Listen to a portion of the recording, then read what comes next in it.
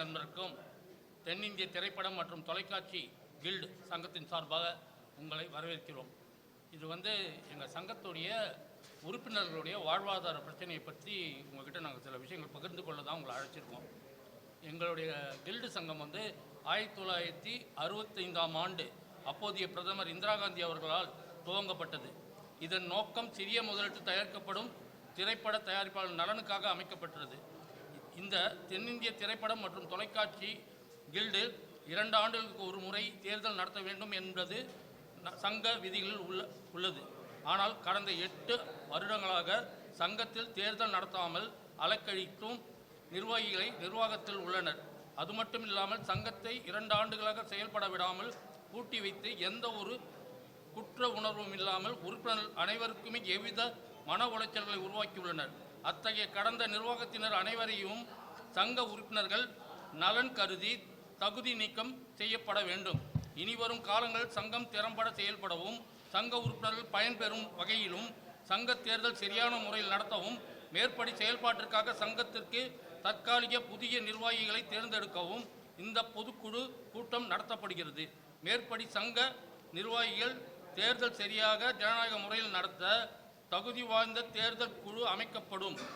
ஏறக்குறைய 4000 உறுப்பினர்களை கொண்ட இந்த சங்கத்தில் சரியாக சந்தா கட்டிய 2500 உறுப்பினர்கள் முன் காலத்தில் வாக்குரிமை நிற்கப்பட்டதும் அதை மாற்றி அமைத்து அனைவருக்கும் வாக்குரிமை மீட்டெடுத்து தேர்தல் நடத்தவும் கூட்டப்படும் பொதுக்குழு இது. 2024 மார்ச் 30ஆம் தேதிக்குள் உரிய சந்தா செலுத்திய உறுப்பினர்கள் அனைவருக்கும் ஓட்டுரிமை வழங்கப்பட்டு ஜனநாயக முறைப்படி உரிய குழுக்களின் மேற்பார்வையில் சரியான முறையில் தேர்தல் நடத்தப்படும். அதுக்கோசம் நாங்கள் இந்த மே மாதம் 10ஆம் தேதி பொதுக்குழுவை பிரசாத் லேபில் காலை 11 மணிக்கு கூட்டுறோம். அதில் அனைத்து உறுப்பினர்கள் கலந்து கொண்டு நாங்கள் இப்போ படித்த தீர்மானத்தை அனைத்தையும் பொதுக்குழுவில் நிறைவேற்ற போகிறோம் என்பதை இதன் வாயிலாக ஊடகத்தின் வாயிலாக உறுப்பினர்களுக்கும் பொதுமக்களுக்கும் தெரிவித்துக் கொள்கிறோம்.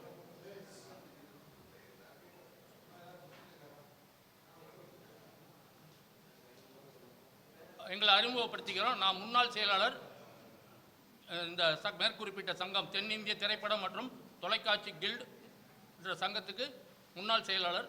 என் பேர் மதியொலி குமார். நிறைய டிவி சீரியல்ஸ்லாம் எடுத்திருக்கேன். நீங்கள் பார்த்துருக்க பிக் பாஸ்க்கெலாம் கூட ப்ரொடக்ஷன் மேனேஜராக ஒர்க் பண்ணியிருக்கேன்.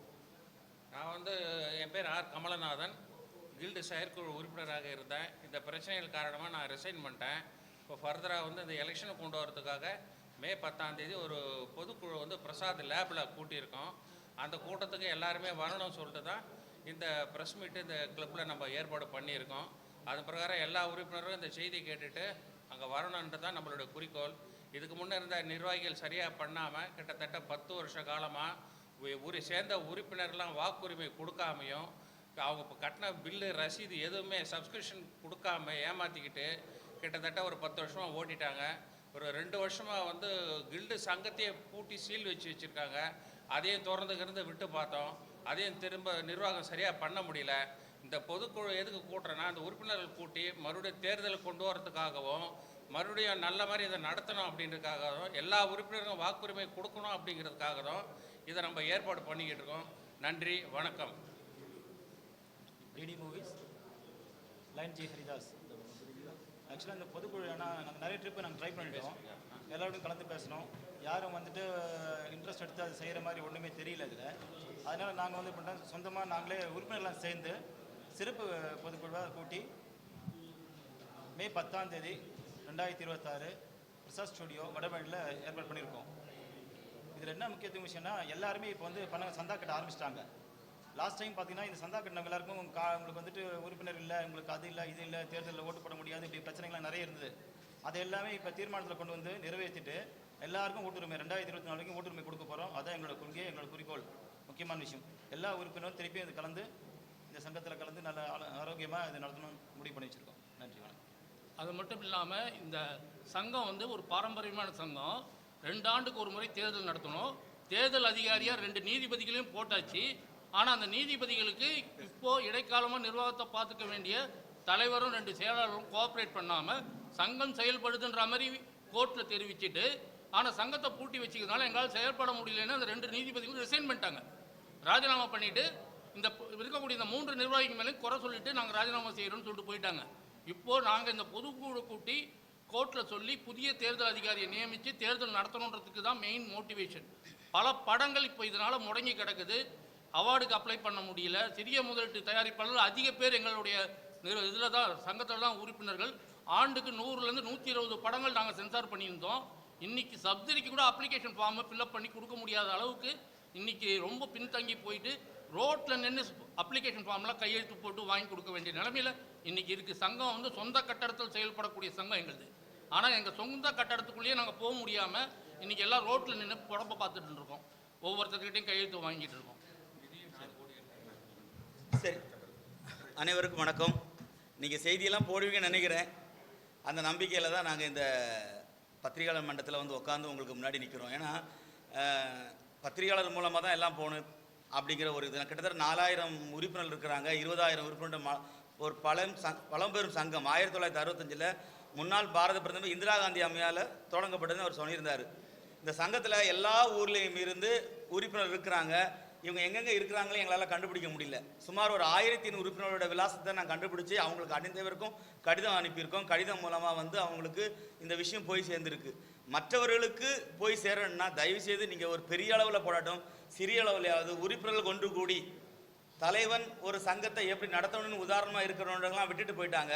உறுப்பினர்கள்லாம் ஒன்று கூடி மூத்த உறுப்பினர்கள் ஆலோசனைப்படி இந்த சங்கத்துக்கு ஒரு பொது கூட்டி, இது ஒரு தயாரிப்பாளர் சங்கம். நீங்களும் சிறிய தயாரிப்பாளர்களின் நிலைமையை சரி செய்யும் ஒரு தயாரிப்பாளர் சங்கம் தான் தென்னிந்திய திரைப்படம் மற்றும் தொலைக்காட்சி தயாரிப்பாளர் சங்கம் கில்டு. ஆனால் இது ஒரு கேள்விக்குறியாக இருக்குது. இது ரொம்ப வருத்தமாக இருக்கும். நம்ம அரசுக்கும் இதை நான் ஒரு வேண்டுகோளாக எடுத்து வைக்கிறேன். 5ஆம் தேதி அரசு வரும்போது இந்த சங்கத்தை நீங்கள் கண்டிப்பாக இந்த நிலைமையை பரிசீலனை பண்ணி பார்க்கணும் அப்படிங்கிறது எங்களுக்கு தாழ்மையான வேண்டுகோள். நீங்கள் ஏதாவது கேள்வி கேட்டீங்கன்னா நல்லா இருக்கும்.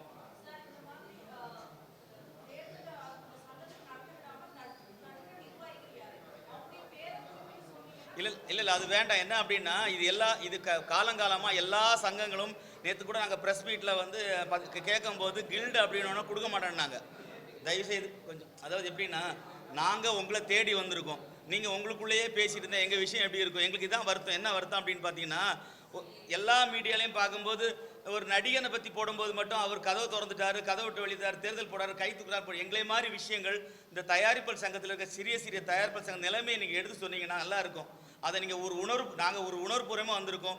நீங்களும் உணர்வுபூர்வமாக இந்த விஷயத்தை செய்தியாக பரவ நல்லா இருக்கும். நான் சகோதரி கேட்ட மாதிரி தங்கச்சி கேட்டதுக்கு நான் பதில் சொல்கிறேன். நிறைய சங்கங்கள் இங்கே பக்கத்தில் கில்டு பூட்டி இருக்கு, சீல் வச்சிருக்கு, தரமாட்டோம் அப்படின்னாங்க. அப்போ நாங்கள் தயாரிப்பாளர் சங்கம்னு சொன்னப்போ தான் இங்கே அனுமதி கிடைச்சது. இதே மாதிரி பல ஆயிரம் சங்கங்கள் தலைவர்கள் செயலாளர் கூட ஈகோ சண்டையில் பூட்டி கிடக்கு. இப்போ ஒரு அப்பா எப்படி வீட்டை விட்டு போயிடுறாரோ, குடும்பத்தை விட்டு பிள்ளைங்க வளர்ந்து அந்த குடும்பத்தை நடத்துகிற மாதிரி நாங்கள்லாம் ஒற்றுமையாக இருந்து சங்கத்துக்கு பொதுக்குழு நடத்தி புதிய நிர்வாகிகள் எங்களுக்குள்ள எந்த பாகுபட்சம் தேர்வு செய்து தேர்தல் நடத்தலான்னு இருக்கோம். நிர்வாகிகள் இருக்காங்க, நிறைய பேர் இருக்காங்க. இப்போ தேர்தல் கோசம் 3 நிர்வாகிகள் போட்டிருக்காங்க. நான் பேசுகிறேன், கொஞ்சம் இருங்க. ஐயா நான் பேசுகிறேன். ஐயா வணக்கம். நான் கள்ளக்குறிச்சி சங்கர். நாங்கள் வந்து பார்த்தீங்கன்னா கோடி கனவோடு வரோம். கிராமத்தில் இருந்தும் சரி, நகரத்தில் இருந்தும் சரி, பல்வேறு வழியிலிருந்து வந்து வெளிநாடுகளில் இருந்து நிறைய பேர் அது ஐயா தலைவர் வந்து ஜாக்குவார் தங்கம். ஐயா தலைவர் ஜாக்குவார் தங்கம், செயலாளர் துரைசாமி, இன்னொருத்தர் ஜம்பு. ஏன்னா அந்த கனவு எங்களோட இதை சொல்லுவார். ஏன்னா அவங்களுக்கு வந்து பார்த்துக்கிட்டீங்கன்னாக்கா கிட்டத்தட்ட 2 ஆண்டுகளுக்கு ஒரு முறை தேர்தல் வரணுங்க ஐயா. இவங்க வந்து அதை வந்து அவங்களுடைய சொந்த பொருளாதாரத்துக்கு பயன்படுத்திக்கிட்டாங்க. இப்போ நாங்கள் அதில் வந்து கேள்வி கேட்க உடனே தேர்தல் ஏன் நடத்தப்படலை? அப்போ ஏற்கனவே பார்த்தீங்கன்னா 12 ஆண்டுகளுக்கு முன்னாடி இதேமாதிரி சீர்காடு ஏற்படும் போது அண்ணன் இவர் தான் வந்து பொதுக்குழு கூட்டுறாரு. இவர் தலைமையில் தான் கூட்டி மீண்டும் நிர்வாகிகளை தேர்வு செய்கிறார். அந்த நிர்வாகத்தில் துணைத் தலைவராக இவர் ஜாக்குவார் தங்கத்தை தேர்வு செய்கிறோம். அப்போ தேர்வு செஞ்ச பார்த்து அதே அந்த பாதிக்கப்பட்ட இடத்துல இருந்த தலைவர் சரியாக இருப்பாருன்னா நாங்கள் ஜாக்குவார் தங்கத்தை தலைவராக கொண்டு வரோம் 8 ஆண்டுகளுக்கு முன்னாடி. ஆனால் ஜாக்குவார் தங்கம் வந்த பார்த்து ஐயா ஏஎம் ரத்னம் துணைத் தலைவர், கலைக்கோட்டை உதயம் தமிழ் டிவி ஓனர் வந்து துணைத் தலைவர். அவங்க 2 பேரும் இதற்காக செயல்படணும் எவ்வளோ முயற்சி பண்ணாங்க. ஆனால் அவர்களே இவர் ஜாக்குவார் தங்கம் அங்கே எங்கே ஏரியாவில் இருந்து ஆளுங்களை கூட்டிகிட்டு வந்து அடிக்கிறது, அலுவலகத்துக்குள்ளே இருக்க பொருளை தூக்கிட்டு போயிடுறது. அங்கேயே பார்த்தீங்கன்னா சில வீடியோக்கள் எங்கள்கிட்ட இருக்குது, நான் கேட்டிங்கன்னா கூட நான் உங்களுக்கு தரேன். சமைச்சு சாப்பிட்டுக்கிட்டு அங்கேயே எங்கள் அலுவலகத்தை கில்டு அலுவலகத்தை சொந்த வீடு மாதிரி அவர் பயன்படுத்துறது வந்து எங்களால் ஜீரணம் பண்ண முடியல. அதுக்காக நாங்கள் உரிமையாக கேட்டோம். இது வந்து கில்டு உங்கள் சொந்த வீடு இல்லை, இது எங்களுக்கு இதை விடுங்க, தேர்தல் நடத்தணுன்றதுக்கு உன்னால் என்ன செய்ய முடியாது செஞ்சுக்கணும்னு சொல்லிட்டு கடுமையாக எங்களோட மோதினார்.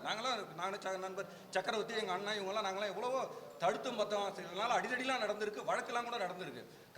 மாமல்லம் காவல் நிலையம் போலீஸ் இன்ஸ்பெக்டர் எல்லாருமே வந்து அறிவியல் சொல்லுவாங்க, எப்பா எவ்வளோ பெரிய பாரம்பரியம்பா, 75 ஆண்டுகளுக்கு மேலே இருந்துச்சு இந்த பாரம்பரியமான இந்த சங்கத்தை வீணாக்குறீங்களே, இதை நடத்துங்க. நாங்கள் கிட்டத்தட்ட 4 இருந்து 6 கோடி ரூபாய் எங்கள் பணம் இருக்குங்க, கில்டு பணம். அந்த பணத்தையும் முடக்க நாங்கள் தான் தடுத்து எங்கள் முன்னோர்கள் அண்ணனுங்கெல்லாம் தடுத்து நிறுத்தி வச்சிருக்காங்க. இப்போ பார்த்துக்கிட்டீங்கன்னாக்கா அலுவலகத்தை பூட்டிட்டாரு ஜாக்குவார் தங்கம், துரை அண்ணன் துரைசாமிங்கிறவர் செயலாளர், 2 பேருமே தனியாக அலுவலகம் வச்சிருக்காங்க.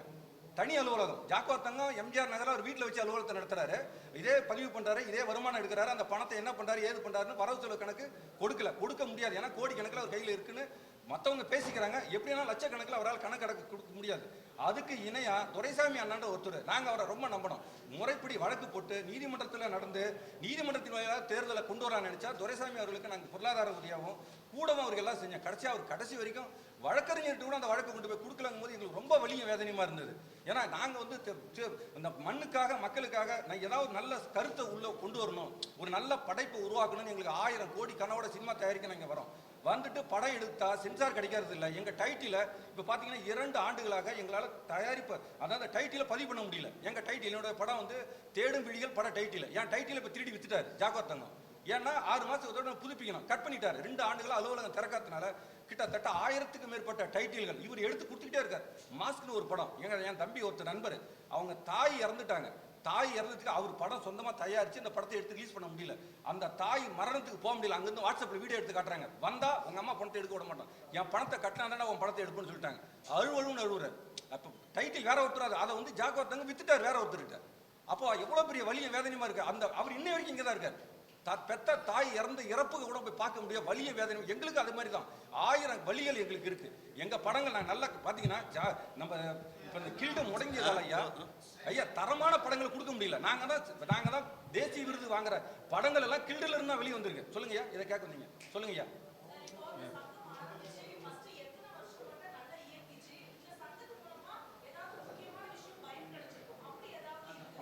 தொடங்கி 75 ஆண்டுகளுக்கு மேல கடந்த 60 வருஷம். இது 60வது ஆண்டு 1965. இதுல ரஜினி அவர்கள், கலைப்புலி தானு அவர்கள், அப்புறம் பெரிய பெரிய ஏஜிஎஸ், சேவியம் எல்லாருமே இதுல உறுப்பினர் இருக்காங்க. இப்போ யாருமே வரதில்லை.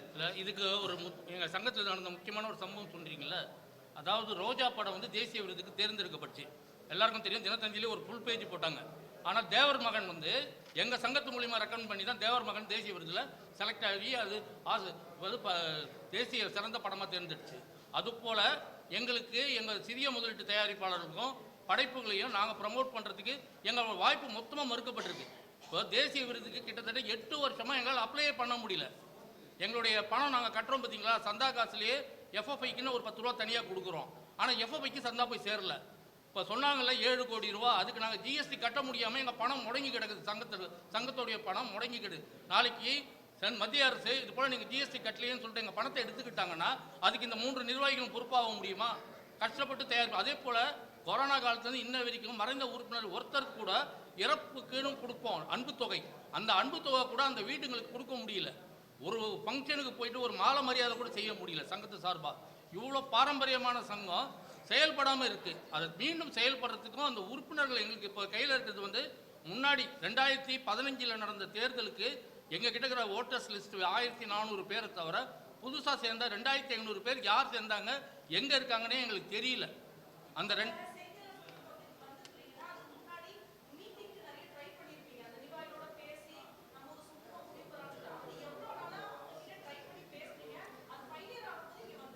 ஐந்து ஆண்டுகளா பேசிட்டு இருக்கோம். 8 வருஷம் அது தேர்தல் நடந்து 5 வருஷமா பேச்சுவார்த்தை, 5 வருஷமா போவோம்.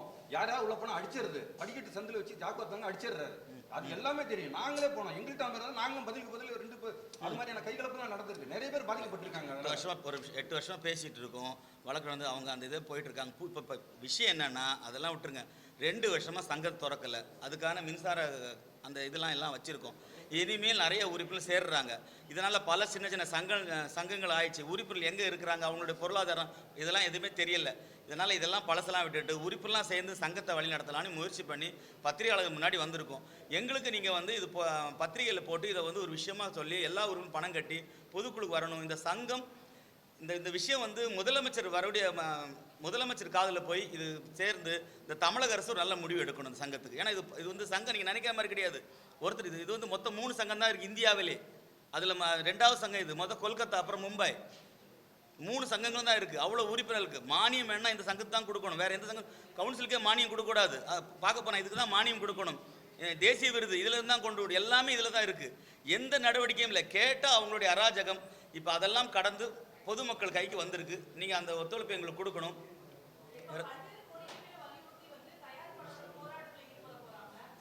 2ஆம் தேதி பண்றாங்க. நாளைக்கு 100% அந்த போராட்டத்துக்கு எங்க ஆதரவு ஆதரிக்கிறோம். அதில் நாங்கள் கலந்துக்கிறோம். அது மட்டும் இல்லாமல் இந்த கில்டுங்கிறது சென்ட்ரல் கவர்மெண்ட்டுடைய தொடர்புடையது. இன்னைக்கு ரிஜிஸ்டரே கட்டாயி போச்சு. பதிவில் இருந்து இன்னைக்கு விலக்கப்பட்டிருக்கு. அதுக்கு காரணம் இதே தலைவர் செயலாளர்கள் தான் காரணம். ஏன்னா அவங்க புதுப்பிக்கணும். கவர்மெண்ட் ரெக்கார்டு வந்து ரிலீஸ் ஆகிருக்காது. அதனால இல்லைங்க, இப்போ தேர்தல் கோசம் 2 தேர்தல் அதிகாரியை கோர்ட் நியமிச்சது. அந்த தேர்தல் அதிகாரிகளால் செயல்பட முடியல. அலுவலகம் பூட்டியதுனால ஓட்டர்ஸ் லிஸ்ட்டில் உள்ளே ஒட்ட முடியாமலும் பல வகையில் அவங்க க்ளீனாக ரிப்போர்ட் எழுதி ஜட்ஜி கிட்ட கொடுத்துட்டாங்க. அவங்க கிட்ட கொடுத்துட்டு இது போல் எங்களால் செயல்பட முடியல, எங்களுக்கு நிர்வாகத்தில் இருக்கோம் கோஆப்ரேட் பண்ணலைன்னு சொல்லிட்டு அவங்க எழுதி ரெசிக்னேஷன் லெட்டர் கொடுத்துட்டாங்க. இப்போ புதிய தேர்தல் அதிகாரியை கோர்ட்டில் நியமிக்க முடியாதனால நாங்கள் பொதுக்குழுவை கூட்டி அந்த கோர்ட்டில் போய் மூவ் பண்ணுறதுக்கு நாங்கள் ஒரு புதிய நிர்வாக குழுவை ஏற்பாடு பண்ணி அவங்க மூலியமாக இந்த சங்கம் செயல்படுறதுக்குரிய ஏற்பாடு தான் இந்த பொதுக்குழு செய்யப்படும். சரி, ரொம்ப நன்றி. எதிர்பார்க்குறோம் உங்களை ஒரு சின்ன வரியாக போடணும்னு எதிர்பார்க்குறோம்.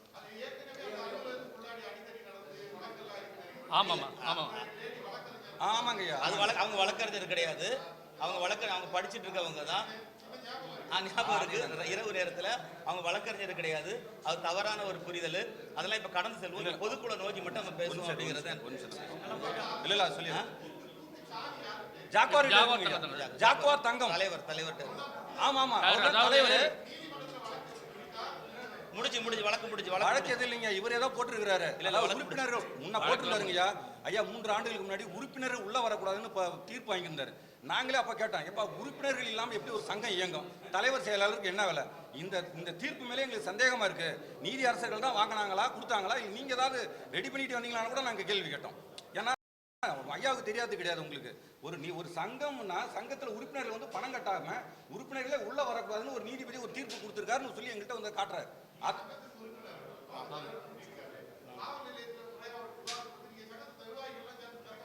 அவங்க வரல, இப்ப யாரும் வரல. அவங்களோட பீரியட் முடிஞ்சு போச்சுங்க. 7 வருஷமா இந்த போராட்டங்கள் நடந்துட்டு தான் இருக்கு. அதுதான் பொதுக்குழு.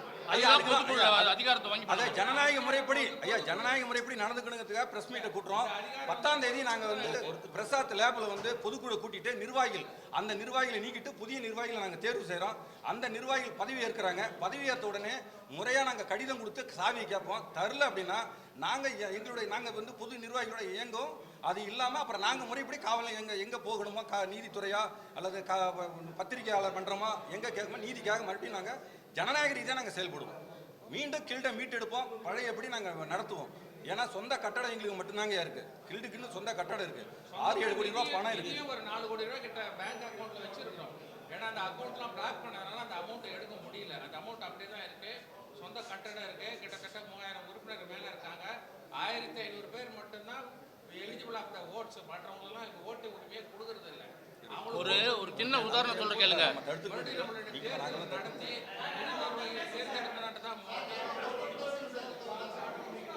அவர் தான் பேசுறாரு. அண்ணன் தான் பேசுறாரு. ஆக்சுவலா வந்து Indian bank, Canara bank, union bank 3 பேங்க்ல எங்களுக்கு அக்கௌண்ட் இருக்கு. 3 பேங்க்லயும் சராசரி பாத்தீங்கன்னா ஒரு 5லேருந்து 7 கோடி ரூபாய் பணம் இருக்கும். உதாரணத்துக்கு என் பேரில் ஒரு 5 லட்சம் ரூபாய் என் குழந்தை வந்து ஃபிக்ஸடில் போகிறேன்னுச்சு. நான் இந்த தெரியாதனமாக இந்த அக்கௌண்ட்டில் ஒரு அக்கௌண்ட் இந்தியன் பேங்க் அக்கௌண்ட்டுக்கு நான் வந்து நாமினியாக கையெழுத்து போட்டேன். ஃபிக்ஸடில் போட முடியாதுன்ட்டான் பேங்க்கில். உங்கள் பேரில் நீங்கள் ஒழுங்காக கணக்கு காமிக்கல உங்களுக்கு வந்து உங்கள் பேரில் ஃபிக்ஸடில் பணம் போட முடியாதுன்னு சொல்லிட்டான். 5 லட்ச ரூபா எடுத்து போய் என் பேர்லேயும் ஃபிக்ஸடில் போட முடியாத நிலைமைக்கு எனக்கு ஆயிடுச்சு. இப்படி இவங்க பண்ணுற கூத்துனால தாங்க முடியல. இந்த பணம் என்னைக்குன்னா மத்திய அரசு எடுத்துக்கும். அந்த ஸ்டேஜில் இருக்குது உறுப்பினர் பணம். வேற எது கேள்வி இருக்கா? அவ்வளோதானா ஐயா? அந்த பணத்தை எடுக்க முடியாமல் இருக்க நாங்கள் தான் தடுத்தோம். இல்லைன்னா அதையும் எடுத்திருப்பாங்க. அதை நாங்கள் தடுத்து நிறுத்தி வச்சிருக்கோம். நாங்கன்னா எங்களுடைய உறவுகள் எல்லாருமே அந்த நிர்வாகிகள்லாம் கடிதம் கொடுத்து நாங்கள் நிறுத்தி வச்சிருக்கிறாங்க. நன்றி. அவசியம் பதிவிடுங்க.